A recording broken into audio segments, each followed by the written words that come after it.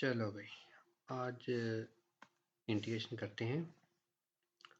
Integration ना आप अपनी बुक में देखोगे तो कुछ इस प्रकार का उधर आपको सिंबल दिखेगा, ठीक है ना। वैसे आप इसकी पहचान करते हो इंटीग्रेशन से, बट एक्चुअल में इसका मतलब होता है सम करना, ठीक है। और इंटीग्रेशन का साइन होता है dx, ठीक है ना। ये डॉट dx है, ये बताता है आपको कि आपका फंक्शंस इंटीग्रेबल है x के रिस्पेक्ट में है, ठीक है ना। और जिस फंक्शन का हम इंटीग्रेशन कर रहे होते हैं उसे हम इक्वल टू आई ले लेते हैं। आई इंटीग्रल के लिए यूज करते हैं, ठीक।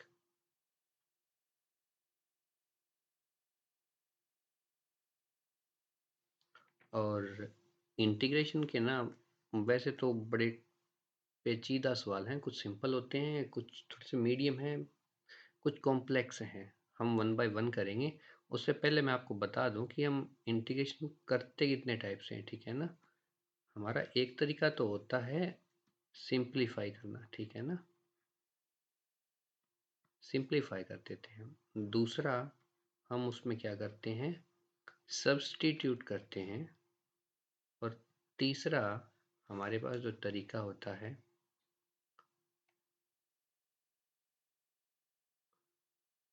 वो है ILATE रूल, ठीक है ना। आइलेट रूल बोल देते हैं इसको। वैसे हम सिंपल टर्म्स में इसको इंटीग्रेशन बाय पार्ट्स बोलते हैं, ठीक है। और चौथा हमारे पास तरीका रहता है पार्शियल फ्रैक्शंस। हर एक की अपनी ज़रूरत है।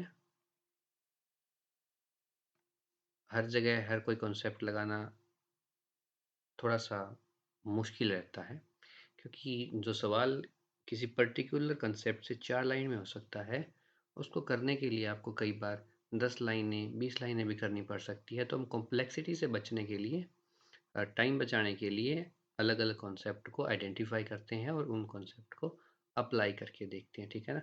सिंप्लीफिकेशन का तो मतलब है आपको सीधा कोई फंक्शन दिया गया, आपने डायरेक्ट ही उसका इंटीग्रेशन फाइंड आउट कर दिया। सब्स्टिट्यूशन के अंदर क्या रहता है, आपके पास जो फंक्शंस होते हैं उन फंक्शंस को आप यूँ मान के चलिए एक दूसरे के अंदर पुट करते हैं, ठीक है ना। आप किसी चीज़ का नया रूप देते हैं, नया वेरिएबल रख लेते हैं, इससे कि आपका क्वेश्चन जो है थोड़ा सा शॉर्ट हो जाए। टेक्निकली हम इसको तब यूज़ करते हैं जब हमारे पास उस फंक्शंस के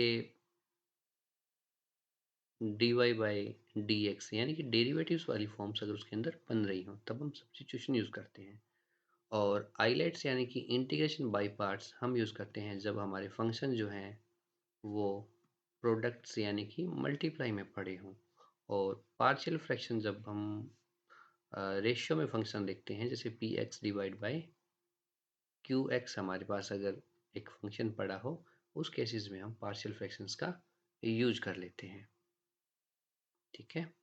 और इनको हल करने के कुछ सिंपल तरीके हैं, उनमें से चलो शुरू करते हैं कुछ एक आधा क्वेश्चन, फिर देखते हैं कैसे चलेगा। नंबर 1 एक सवाल लेता हूँ मैं। I equal to integration over 1 dot d x, ठीक है। अब इसका इंटीग्रेशन होता है जी x 1 into x plus c, और इसको हम सिंपली एक्स प्लस सी लिख देते हैं, ठीक है। और दूसरा सवाल लेते हैं आई बराबर इंटीग्रेशन हम एक्स डॉट डी एक्स, इसका इंटीग्रेशन रहेगा जी एक्स 1 प्लस 1 पावर और डिवाइड में जो टोटल पावर आई प्लस में कर दो सी। इसका आंसर आएगा आपके पास x square divide by 2 plus में सी, ठीक है। एक सवाल और करते हैं इसी के जैसा, question number 3। For an example I हम ले लेते हैं integration over x square dot d x, इसका इंटीग्रेशन रहेगा एक्स की power two plus one divide by two plus one plus में सी। क्या आंसर आएगा जी इसका? X cube divide by three plus C. तो क्या हम इसको अगली बार जब इसके जैसा कोई सवाल करने जाएंगे, जैसे कि integration x cube dot d x, तो क्या आप बता सकते हो कि इसका आंसर एक्स की पावर 4 डिवाइड बाय 4 और प्लस में सी आएगा? अगर ये आसान लगा तो चलिए फिर एक और करके देखते हैं। इंटीग्रेशन एक्स की पावर 4 डॉट डी एक्स। अब क्या रहेगा? क्या इसको ऐसे लिख दें, एक्स की पावर डिवाइड बाय 5 और प्लस में आपका सी। ये इंटीग्रेशंस हैं, ठीक है। अब ये हुआ कैसे? तो इनमें एक फॉर्मूला लगा जिसको हम पावर रूल कहते हैं। वो फॉर्मूला क्या है? Power rule. पावर रूल कहता है अगर हमारे पास कोई भी इंटीग्रल x की पावर n और इंटू डी एक्स हो, तो उसका इंटीग्रेशन यानी कि इस सारे को हम कैसे लिख सकते हैं? x की power n plus one divide bye n plus one और प्लस में हम लिखेंगे c। अब ये बात ध्यान रखने वाली होनी चाहिए कि जो आपका n होता है वो नेगेटिव नहीं होना चाहिए, वो किसके बराबर ना हो? -1। और इसकी वजह क्या है? क्योंकि अगर ऐसा हुआ तो ये जो नीचे वाली संख्या है ये किसके इक्वल आ सकती है? 0 के इक्वल आ सकती है। और ऐसे केसेस के अंदर हमारा इसको हल करना थोड़ा सा मुश्किल हो जाएगा। हल कर सकते हैं, उसके अलग रूल्स हैं, लेकिन फिलहाल हम इसके बारे में डिस्कस नहीं करेंगे। हम ये कोशिश करेंगे कि n हमेशा हमारा जो है -1 ना रहे। तो ये है पावर रूल। अब देखो यही पावर रूल हमने यहाँ लगाया है। अब x की पावर जो है वो 1 है, ठीक है। टेक्निकली हमें क्या करना है? 1 को एक प्लस करना है, तो 1 को हमने एक प्लस कर दिया। जो टोटल n प्लस 1 था यहाँ बन रहा है, उसी को हमने क्या करना है? डिवाइड में रखना है, तो डिवाइड में रख दिया, ठीक है ना। इसलिए हमारे पास एक्स स्क्वेयर का क्या बन रहा था? एक्स क्यूब प्लस और डिवाइड बाई 3, क्योंकि एक्स स्क्वेयर है और उसकी पावर 2 है, तो आगे हम उसकी पावर बढ़ा देंगे, 3 हो जाएगा और डिवाइड में 3 चला जाएगा। अगर आपने डेरिवेटिव्स पढ़े हों तो आपको पता होना चाहिए कि डेरिवेटिव्स में पावर आगे शिफ्ट होती है और सब्ट्रैक्ट होती है पावर, जबकि इंटीग्रेशंस के अंदर पावर डिवाइड में जा रही है और प्लस होकर जा रही है, ठीक है ना। अब एक्स क्यूब का किया हमने तो हमें पावर बढ़ानी पड़ी इसकी। देखो एक्स क्यूब से क्या बन गया? एक्स फोर, और जो 4 था वही उसके डिवाइड में भेज दिया। तो हम छठा सवाल करके देखते हैं। यहाँ मैं बिल्कुल सिंपल सा एक और देता हूँ आपको। इंटीग्रेशन एक्स की पावर 6 डॉट डी एक्स। क्या इसको हल करेंगे? क्या रहेगा जी? हाँ, एक्स की 7 डिवाइड बाई 7 और प्लस में सी, ठीक है ना। ये सी हम तब तक यूज़ करेंगे जब तक हमारे पास इस फंक्शंस की लिमिट्स ना आ जाए। सी का मतलब यहाँ पर एक कांस्टेंट क्वांटिटी है, ठीक है ना। ये क्यों है? क्योंकि हमारा जो इंटीग्रल पार्ट है यहाँ हमें एक लिमिट रखनी पड़ती है जिसे हम कहते हैं लोअर लिमिट, और यहाँ हम एक लिमिट ऊपर रखते हैं जिसको कहते हैं अपर लिमिट, ठीक है। जब हम अपर और लोअर लिमिट रखते हैं क्वेश्चन के अंदर, तब यहाँ सी की जगह कुछ ना कुछ वैल्यू आती हैं, 1 2 3 5 4 6, कुछ भी हो सकता है। इसलिए जब तक वो लिमिट्स हमें नहीं पता होंगी, हमें नहीं पता कि सी की जगह हम क्या रखेंगे। इसलिए हम इसको एक बार सी रख लेते हैं, ताकि जब लिमिट्स हमें दी जाएंगी तो सी को ऑटोमेटिकली अपने को लिखने की जरूरत नहीं होगी, यहाँ पे कुछ वैल्यू आ जाएगी जो कॉन्स्टेंट होगी, ठीक है ना। तो इस प्रकार ये जो है पावर रूल से नॉर्मल क्या होते हैं? इंटीग्रेशन हो जाते हैं। आगे चलते हैं। अगर आपको क्वेश्चन ट्राई करने हो तो आप अलग से एक्स की पावर 7 8 9 10 ऐसे इनको ले सकते हैं, ठीक है। अब चलते हैं कुछ ऐसे ही और सवालों के पास। फॉर एन एग्जांपल हम लेते हैं एक इंटीग्रेशन ऑफ 6x, ठीक है, डॉट dx। अब इसमें बदलाव है, इसमें x के साथ एक कांस्टेंट वैल्यूज है। अब आपको ये ध्यान रखना है बेटा, जब मल्टीप्लाई में कांस्टेंट पढ़ा हो तो कांस्टेंट को आपने कुछ नहीं करना। आप एक बार के लिए ऐसे लिख सकते हैं, 6 बाहर रख दो, x डॉट डी एक्स अंदर रहने दो, ठीक है ना। क्योंकि कांस्टेंट टर्म्स के आपको ना तो इंटीग्रेशंस करने हैं और ना ही आपने डेरिवेटिव्स करने हैं। यहाँ आप सिर्फ जो कांस्टेंट है उसको इंटीग्रेशन से बाहर लेकर जाओ, जो वेरिएबल चीज़ें हैं उनको इंटीग्रल में रखो। अब आपको सिंपल क्या कर देना है, इसका इंटीग्रेशन। ये 6 है जी, एक्स का क्या होगा, पावर बढ़ा दो, एक्स स्क्वेयर हो जाएगा और पावर को बटे मिला दो, एक्स स्क्वेयर बाय 2 प्लस के अंदर आपका सी। ये 2 डिवाइड में 1 है और ये ऊपर से 2 3 हो गया। इसका आंसर क्या आ जाएगा, 3x स्क्वेयर प्लस सी। इसी कड़ी में 8वां सवाल देखते हैं। x equals to integration of 12x square dx करके देखें। 12 को क्या करेंगे, बाहर रख दो, अंदर क्या छोड़ दो, एक्स स्क्वेयर dx। अब क्या करेंगे जी, 12 का तो कुछ नहीं करेंगे, एक्स स्क्वेयर का कुछ करेंगे। क्या रहेगा, एक्स क्यूब डिवाइड बाय 3 और प्लस में क्या आ जाएगा, सी। 3 से क्या कर दो, जिसको डिवाइड कर दो, 4 पे चला जाएगा। ये क्या बन जाएगा, 4x क्यूब प्लस में सी। तो इस प्रकार इनके क्या आ जाएंगे जी, आंसर आ जाएंगे। ठीक है ना। अब आप 9वां सवाल करके देखते हैं, साथ ही कर लेते हैं। आप भी करिए, मैं भी कर रहा हूँ। इंटीग्रेशंस करना है हमें। हमारे पास दिया गया है x plus x square plus x cube divide by 3 plus 5x और इसके सारे के साथ में क्या है हमारे dx। अब जब ये प्लस में आते हैं तो हमारा एक तरीका है कि हम इंटीग्रेशंस को भी प्लस में लेकर जा सकते हैं। जिससे मैं इनको अलग अलग कर दूंगा। इंटीग्रेशन ऑफ एक्स dx अलग करो जी, plus integration of x square dx अलग करो जी, plus integration x cube divide by 3 dx अलग कर लो, प्लस इंटीग्रेशन 5x dx। ये अलग अलग हो जा रहे हैं क्योंकि ये प्लस में पड़े हैं। ठीक है ना। प्लस और माइनस में हो तब हम इनको अलग कर सकते हैं, और मल्टीप्लाई और डिवाइड में हो तो हमने ऊपर पढ़ा है, हमें दूसरे तरीकों से चलना पड़ेगा।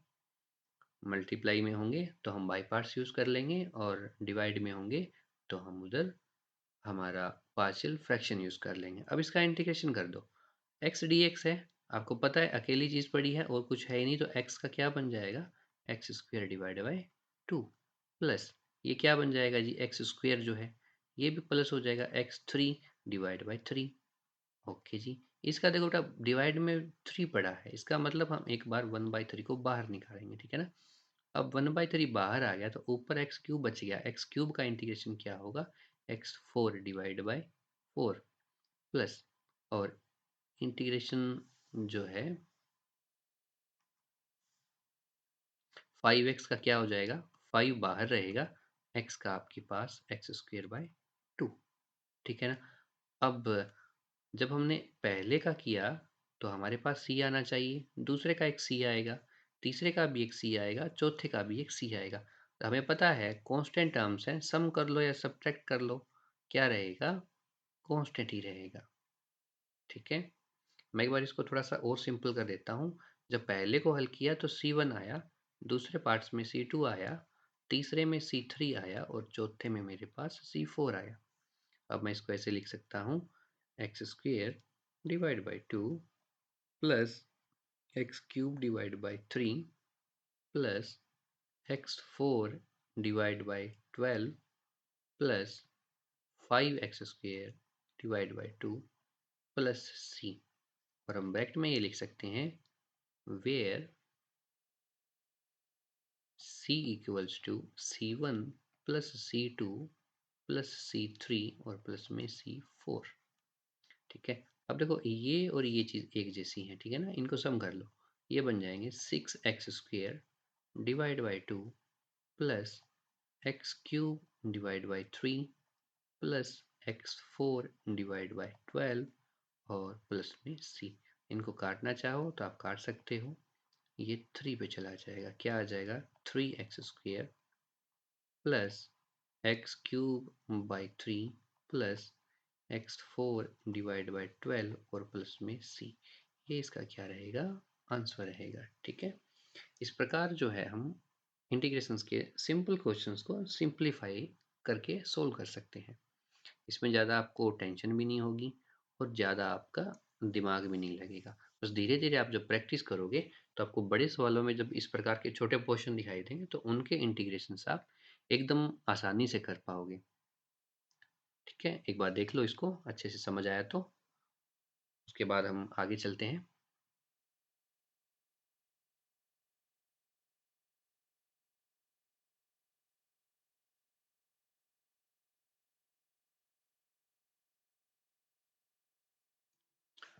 हाँ जी, चलिए 10वां क्वेश्चन करके देखते हैं। एक क्वेश्चन और लेते हैं इसी के जैसा, इंटीग्रेशन करना है और हमारे पास दिया गया होगा 10x plus 1 plus 2x cube, इसके साथ हमें क्या दिया गया है जी, dx। तो एक बार इसको हल कर लो, क्या कर देंगे, अलग अलग कर सकते हैं हम, इंटीग्रेशन कर दो, इंटीग्रेशन 10x का dx के साथ प्लस, एक काम करते हैं प्लस को हटाते हैं या हम माइनस यूज कर लेते हैं, माइनस का तो plus integration 1 into D x minus integration 2x cube और dx। देखो कोई फर्क नहीं पड़ता, 10 को बाहर रख लेंगे, x का इंटीग्रेशन क्या हो जाएगा जी, x square divide by 2 plus 1 को बाहर रखेंगे और dx का क्या हो जाएगा जी, x डिवाइड में 1 है तो ज़रूरत नहीं है लगाने की, और ये -2 बाहर है, इसका इंटीग्रेशन x4/4 और प्लस में हमारा एक c आ जाएगा। अब इनको डिवाइड कर सकते हैं हम, ये हो गया 5 और ये क्या हो गया 2 हमारे पास आ गया 5x² प्लस x और माइनस के अंदर x4 डिवाइड बाई 2 और प्लस में आपका c आ जाएगा और ये आपका हो गया आंसर।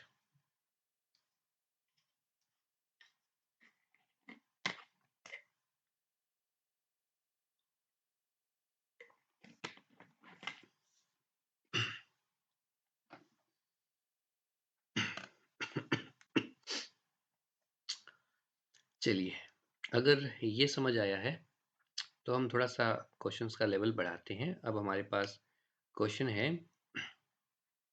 x² प्लस e⁻x और हमें इसका करना है इंटीग्रेशंस। अब आपके पास एक नया चीज़ आया है जिसको e⁻x कहते हैं। इसके इंटीग्रेशन के तरीके देखते हैं। पहले हम इसको करते हैं, इंटीग्रेशन खोलो x² dx plus integration e⁻x और dx। ठीक है, इसका इंटीग्रेशन आपको पता चल गया है, ये x डिवाइड बाई 3 रहेगा और प्लस e⁻x के इंटीग्रेशंस e⁻x ही होते हैं, तो ये वापस e⁻x आ गया। ठीक है ना, और प्लस में हम कर देंगे c। यहाँ आप सीख सकते हैं बेटा कि इंटीग्रेशन ऑफ ex dx किसके बराबर होता है, ex के बराबर। प्लस में हम c यूज कर लेते हैं क्योंकि c तो आएगा।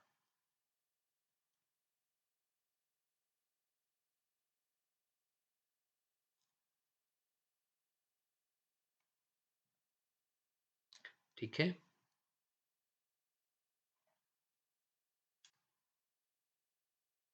चलिए क्वेश्चन नंबर 12 देखते हैं। थोड़ा सा और करते हैं क्वेश्चंस को बढ़ा के लेवल। इंटीग्रेशन कर रहे हैं हम x प्लस 1/x और dx का। ठीक है, अब इसका इंटीग्रेशन करने का तरीका x जो है उसको अलग निकाल लेंगे, x dx plus integration 1/x dx। ठीक है, अब अगर ऐसा होगा तो हम इसका कर सकते हैं जी, ये हो जाएगा x square divide by 2 plus 1/x का बेटा डेरिवेटिव इंटीग्रेशन आप डायरेक्ट कर सकते हो log ऑफ x, ठीक है ना। और log ब्रैकेट में आप मोड यूज़ करो, ज़्यादा बेटर है क्योंकि पॉजिटिव वैल्यू ठीक रहेगी। और प्लस में आपका c आ जाएगा, ठीक है ना। तो यहाँ से अगर अपने एक नया फॉर्मूला याद करेंगे कि इंटीग्रेशंस ऑफ 1/x dx वो क्या होते हैं, log ऑफ मोड x और प्लस में c। अच्छा, इसी के साथ अगर 1/p dp हो तो इसका क्या हो जाएगा, log ऑफ p प्लस में c, ठीक है ना। इसका मतलब जिसके साथ इंटीग्रेशन हो रहा है और जिसके रिस्पेक्ट में हो रहा है वो दोनों चीज़ें एक जैसी होनी चाहिए, तभी आपके इंटीग्रेशन सही से काम करेंगे।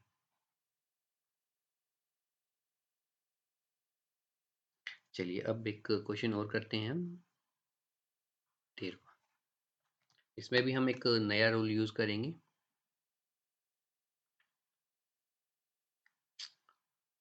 जैसे कि एक इंटीग्रल फंक्शन हम यूज़ करते हैं, इंटीग्रेशंस ऑफ 1 डिवाइड बाय 2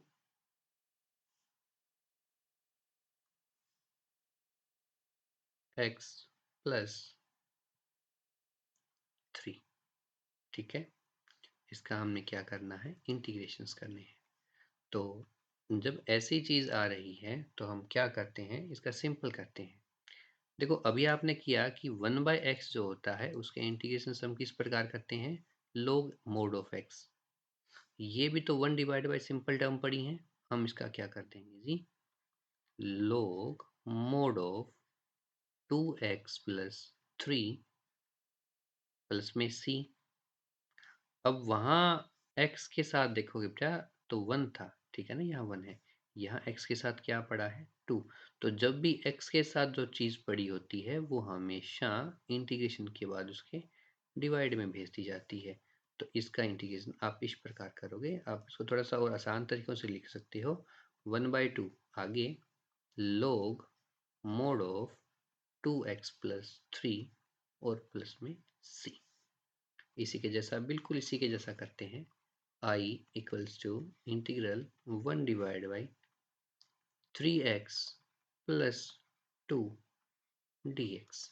इसका इंटीग्रेशन क्या आएगा, डायरेक्ट इंटीग्रेशन कर दीजिए, log ऑफ मोड, हाँ, 3x plus 2 divide by 3, very good, plus में c।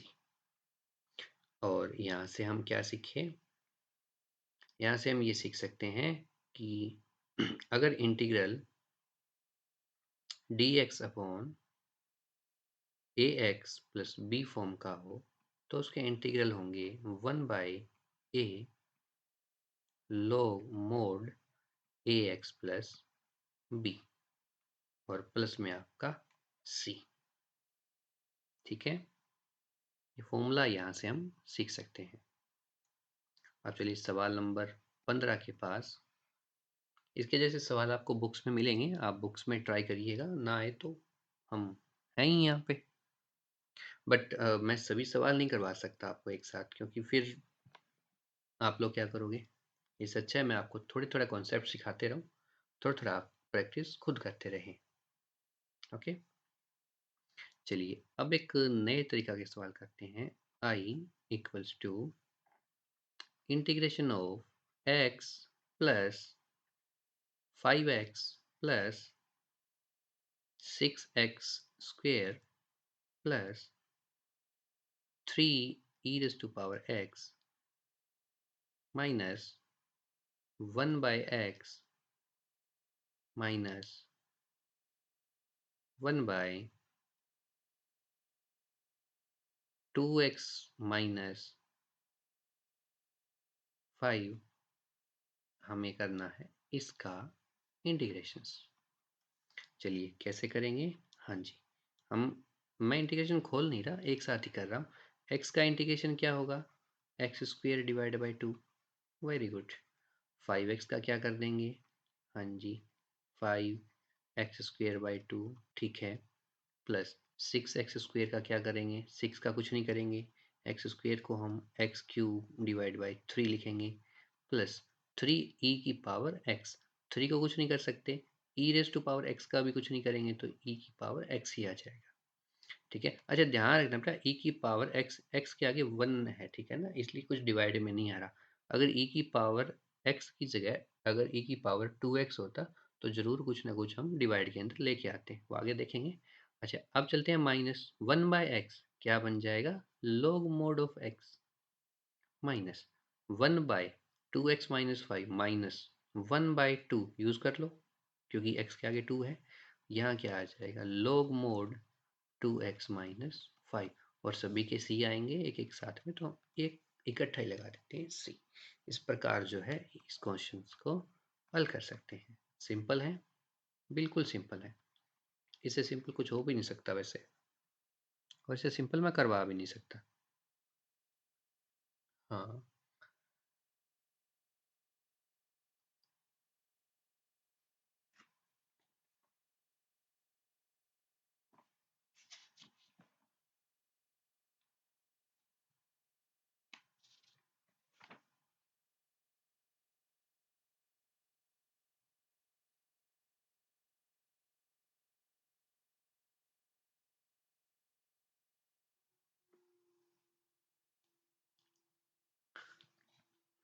कुछ फॉर्मूलेज हैं, आप उनको यूज करें तो हो जाएंगे। चलिए कुछ क्वेश्चंस देखते हैं आगे और थोड़े से लेवल अलग करके। आई एक इंटीग्रल दिया गया है आपको, उसको आप लिख सकते हैं integral over 3 raise to power x और dx, ठीक है ना। हो सकता है 4 की पावर x हो सकता है 5 की पावर x हो। तो ऐसे केसेस के अंदर क्या करते हैं हम इसका इंटीग्रेशन निकालेंगे। जो ये 3 की पावर x है, इसको 3 की power x as it is लिख लो, और इसके डिवाइड के अंदर कर दो आप log ऑफ 3 प्लस में c, बस ये इसका आंसर हो गया। ठीक है, इसके लिए हम फॉर्मूला याद करेंगे कि अगर integrations a raise to power x, constant term की पावर अगर x दी गई हो और उसके इंटीग्रेशंस मांगे गए हों, तो उसके इंटीग्रेशन होते हैं a raise to power x और divide by log of a, plus में आपका c आ जाता है तो सेम ही रहता है। ठीक है, 17वां क्वेश्चन इसी के जैसा और कर लेते हैं। i equals to 5 into 6 raise to power x dx। अब हमें पता है 5 तो कुछ करेगा नहीं, इसको बाहर रखो, 6 रेज टू पावर x और dx को अंदर यूज कर लेते हैं, 5 को रहने दो। ये देखो 6 नीचे कांस्टेंट टर्म है, उसकी पावर एक वेरिएबल फंक्शंस में आ रही है, तो x का आप क्या करोगे, हाँ हाँ ये वाला फॉर्मूला यूज करो। ठीक है, 6 की पावर x, ठीक है, डिवाइड बाय log 6, हाँ, प्लस में c, ये इनटू में आपका पड़ा रहेगा, तो ये है यहाँ पर इसका आंसर आ जाएगा। कोई दिक्कत नहीं है, जैसे मर्जी आए। चलिए अब एक सवाल करते हैं 18वां। आपने ट्रिग्नोमेट्री पढ़ी होंगी, sine cos, ten coat, secant और कोसिकेंट, उनके भी इंटीग्रेशंस होते हैं, उनके भी सवाल होते हैं। तो हम एक उन्हीं में से सवाल उठा के लाते हैं। I equals to integration of x plus sine x और dx, ठीक है ना। जो dx हो वो सारी चीज़ों के ब्रैकेट में इकट्ठा लगाया करो, ऐसे नहीं कि आप इसको ऐसे लिख दो x integration plus sine x dx, ये एक गलत तरीका है, ठीक है ना। ये इससे ज़्यादा बेटर है, यही एक आप गलती कई बार करते हो, ब्रैकेट्स को यूज़ नहीं करते, और जब ब्रैकेट्स को यूज़ नहीं करते हो तो फिर सवाल के अंदर अगर सवाल लंबा हो, ये तो छोटे सवाल हैं, लंबे सवाल जब होते हैं तो उसमें फिर आपको कैलकुलेशन पार्ट में दिक्कत आती है, इसलिए हमेशा ब्रैकेट्स को यूज़ आपको करना चाहिए।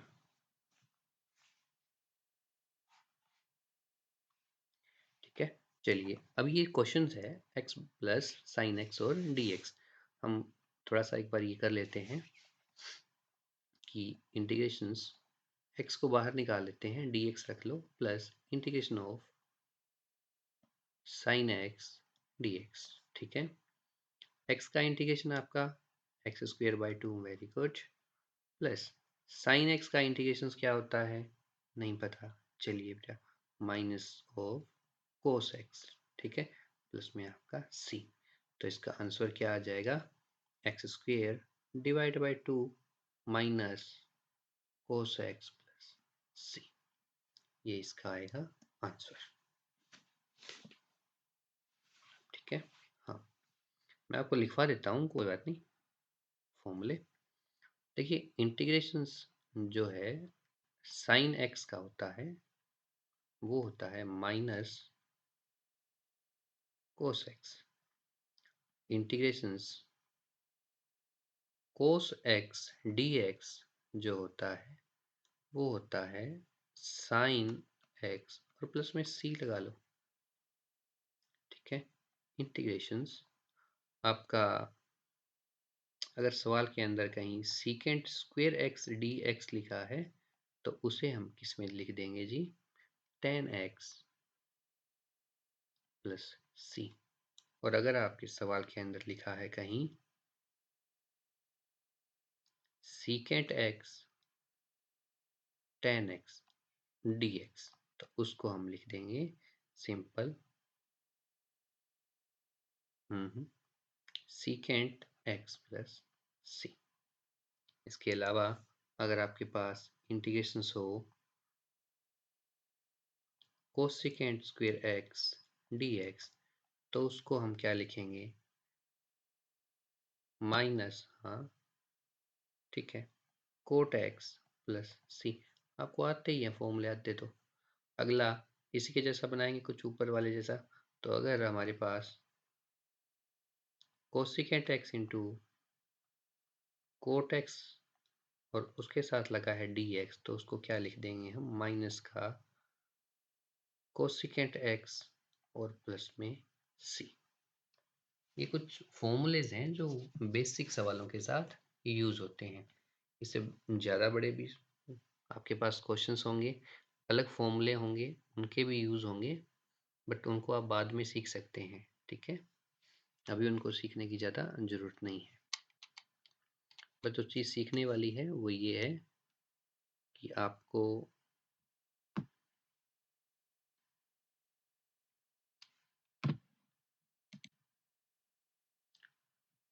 धीरे धीरे फॉर्मूलाज को याद करने हैं। ठीक है, 18 क्वेश्चन हो गए, 19वां क्वेश्चन देखते हैं।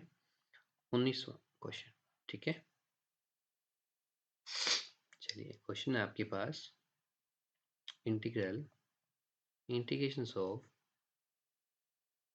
और इसमें हम यूज करते हैं आपका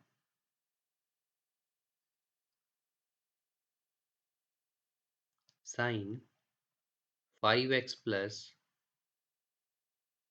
6 और इसका करते हैं dx।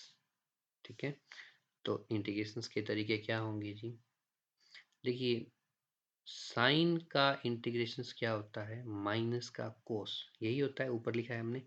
तो अगर ये साइन है, ये उसका एंगल है, तो क्या लिखेंगे, माइनस साइन बन गया कोस और एंगल का एंगल 5x प्लस 6। लेकिन छोटी सी एक दिक्कत है, इसको प्लस में सी रख लो एक बार। दिक्कत क्या है कि x के साथ पड़ा है 5, तो जो x के साथ पड़ा है अब वो सबके डिवाइड में पड़ा होगा। तो इस प्रकार ये क्वेश्चन आपका हल हो गया। ठीक, इसी प्रकार के 20वां देखो, i equals to integrations cos 2x plus 3 dx। इसको हल करेंगे तो क्या करेंगे, कोस का इंटीग्रेशन करेंगे। कोस का इंटीग्रेशन क्या होगा, sign 2x plus 3 divide by क्या जाएगा 2 और प्लस में आपका c। यहाँ ये क्वेश्चन खत्म हो गया। ठीक है ना,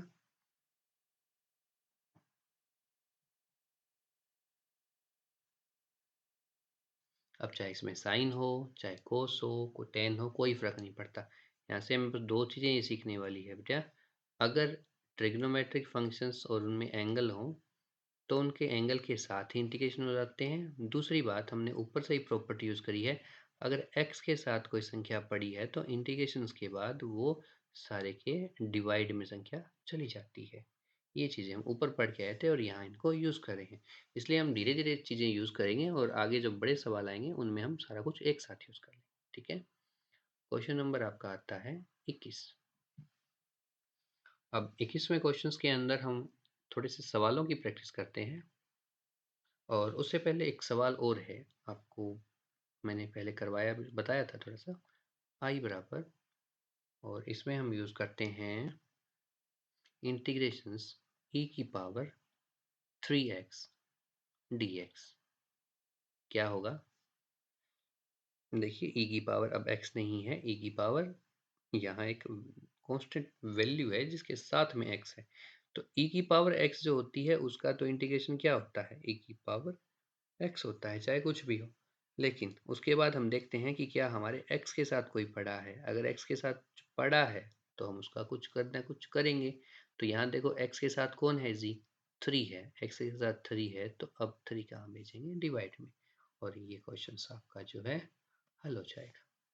छोटा सा सवाल है, छोटा सा तरीका है बस इसको करने का। जैसे ये फॉर्मूलाज हैं और आप उनको आसानी से कर सकते हैं। ठीक है। ये तो था ई की पावर का। ऊपर हम करके आए थे एक सा सवाल, यहाँ मैं लिख देता हूँ, लीजिए। हाँ, इंटीग्रेशंस ई की पावर ए एक्स और डी एक्स। ई की पावर ए एक्स ये होता है ई की पावर ए एक्स डिवाइड बाय ए प्लस में आपका सी। ठीक है। अगर ये क्वेश्चन और देखते हैं, आई बराबर इंटीग्रेशंस किसका?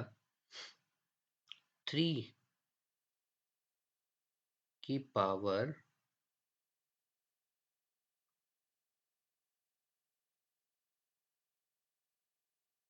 2x। ठीक है। अब ऐसा एक क्वेश्चन करते हैं, ये किस किस जैसा लग रहा है? मुझे ऐसा लग रहा है कि जो सवाल है कुछ कुछ ए की पावर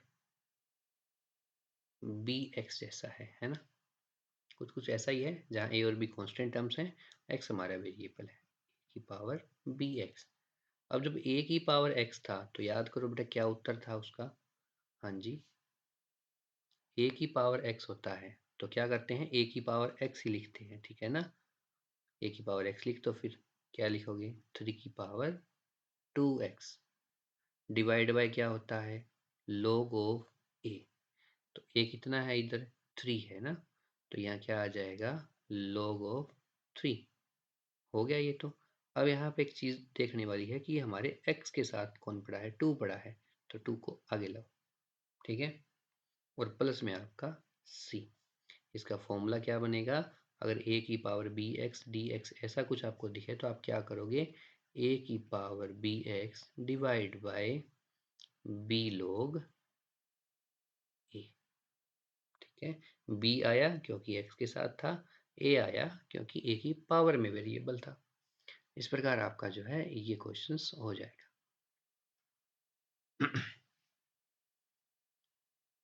आगे देखते हैं सवाल। कुछ सवाल आप एक्सरसाइज करने बैठेंगे तो एक्सरसाइज से इसमें हो जाएंगे। एक्सरसाइज के अंदर इतने 20-22 क्वेश्चंस में से मेरे ख्याल से लगभग से एक्सरसाइज डन हो जाएगी आपकी। ठीक है। चलिए, i इक्वल्स टू एक रेंडम सवाल लेके आते हैं। इंटीग्रेशन ऑफ 6 की पावर x और dx क्या होगा जी? हम्म हम्म हम्म हम्म हाँ ठीक है, ये हो जाएगा खत्म। 24वां सवाल देखिए। i is equal to integration of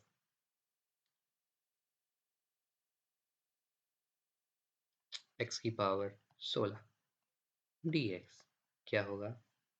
hmm very good. चलो, बस आप लोग सीख गए, ऐसे करते रहोगे सवाल सारे आ जाएंगे। ठीक है, चलो फिर ये और बता दो, आई बराबर सीकेंड स्क्वेयर 5x प्लस 3 और dx क्या आएगा? हाँ जी, सीकेंड स्क्वेयर, जब सीकेंड स्क्वेयर होगा तो इसको किस में चेंज कर सकते हैं हम?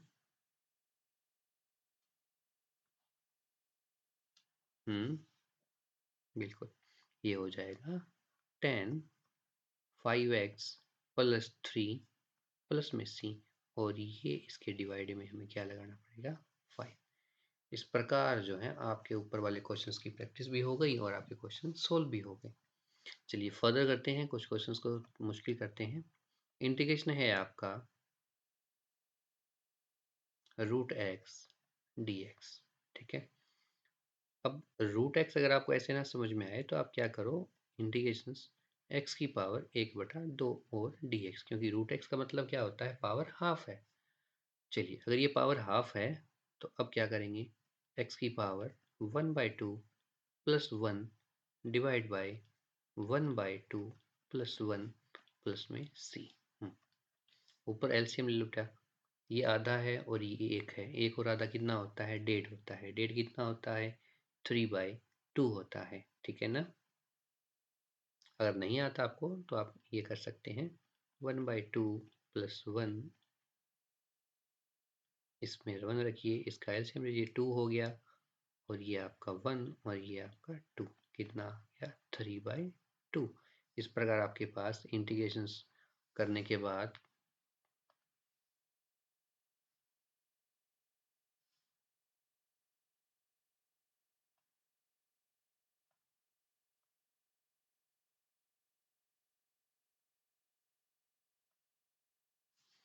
हाँ जी, इंटीग्रेशन में आपका क्या आ जाएगा? ये 3/2, और इसका आंसर क्या आ जाएगा? एक्स की पावर 3/2 डिवाइड बाई 3/2 प्लस में c। आप इसको क्या कर सकते हैं? 2/3 एक्स की पावर 3/2 प्लस में c करके इसको क्लोज कर सकते हैं। ये आपका आंसर हो जाएगा इस क्वेश्चन का, ठीक है ना।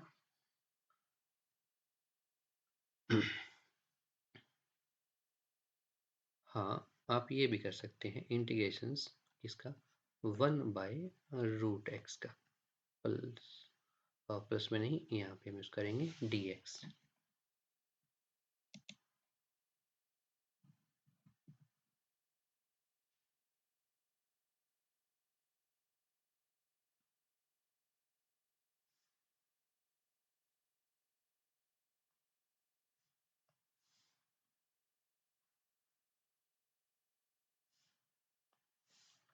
हाँ, हम इसको हल कर सकते हैं, कोई प्रॉब्लम नहीं है। इसको एक काम करिए, ऐसे कर लीजिए, ये 1 क्या होगा?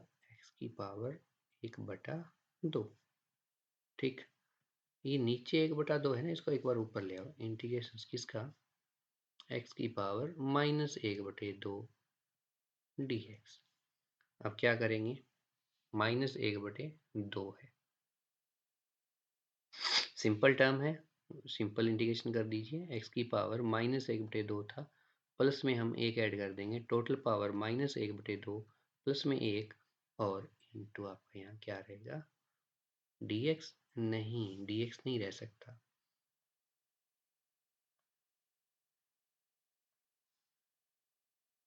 आप इंटीग्रेशन कर चुके हैं ना, कर चुके हैं तो आपका क्या आ जाएगा? c आ जाएगा।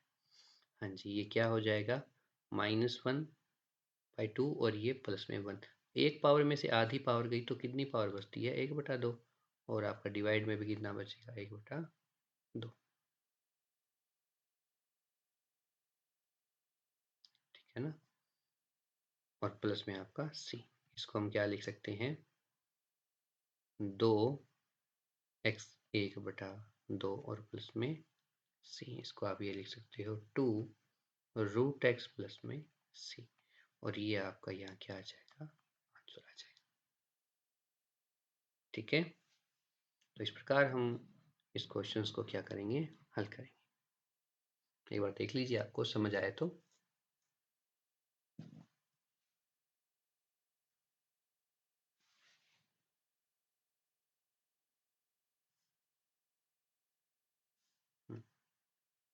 चलिए चलिए 27 क्वेश्चन हो गए, बस 6 मिनट और करेंगे। वैसे भी समय लगभग 1:30 बज गए रात के। 28वां क्वेश्चन देखिए। इंटीग्रल आपको दिया गया है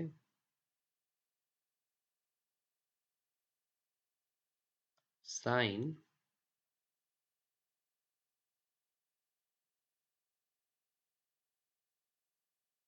5x प्लस कोस 3x और इंटू dx। हाँ जी, क्या करेंगे जी, ठीक है, खोल लो इनके अलग अलग। इसको लिखेंगे sine 5x dx plus integration cos 3x dx। हाँ जी, साइन 5x का क्या होता है, माइनस का कोस 5x, और x के साथ 5 है तो डिवाइड में भेज दो, प्लस कोस का क्या होता है जी, sine 3x divide by 3 multiply में है x के तो डिवाइड में, प्लस में c, और ये इसका क्या हो जाएगा, आंसर हो जाएगा। ठीक है, इसी प्रकार और सवाल देख लीजिए। एक आई इंटीग्रेशन है आपका secant x into 10x plus secant x dx। अब देखने से तो ये मल्टीप्लाई जैसा लग रहा है ना, इसकी मल्टीप्लाई खोल लो आप, इंटीग्रेशंस ये हो जाएगा secant x 10x plus secant x into secant x, और ये सारा किस में है, dx के साथ है। हाँ जी, सीकेंट x इंटू 10x, इसका इंटीग्रेशंस अभी आपने सीखा था ऊपर, क्या होता है, सीकेंट x होता है, secant x plus secant into secant, ये क्या हो गया, secant square x। Secant square x का इंटीग्रेशन आपने ऊपर देखा था, क्या होता है, क्या होता है 10x, और प्लस में आपका c आ जाएगा।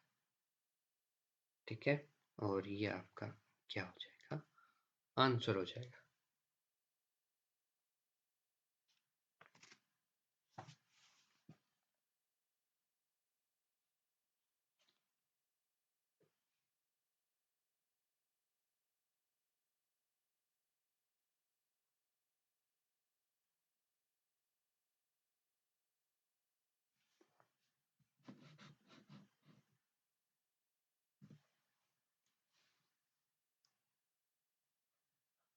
आगे चलते हैं, एक क्वेश्चन करते हैं, थोड़ा सा अलग है। Integration of x divide by 5 plus x। ठीक है,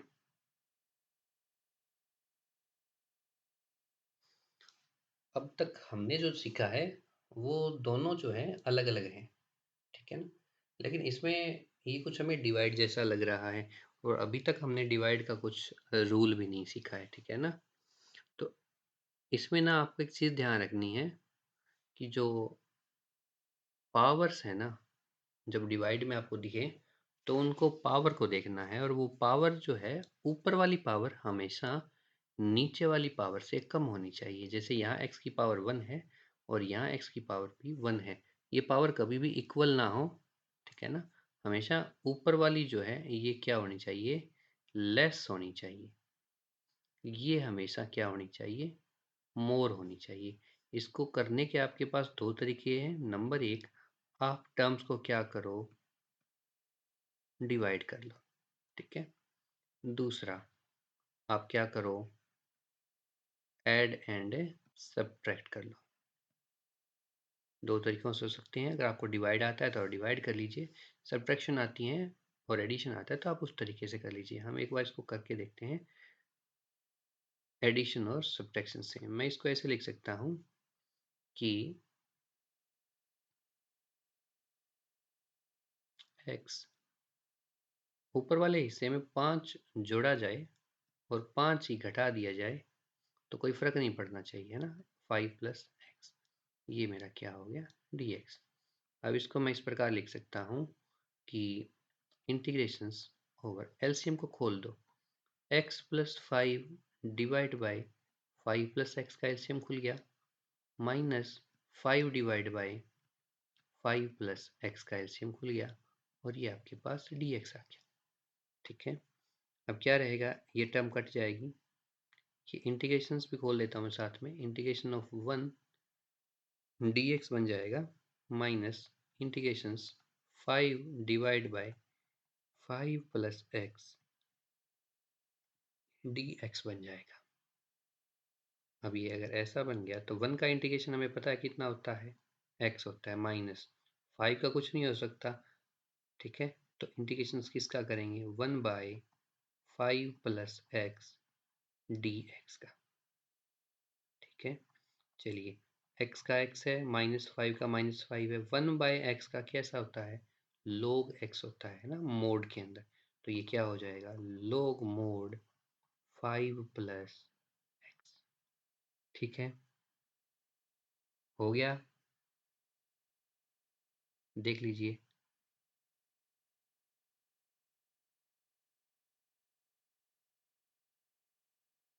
एक चीज रहेगी प्लस में c,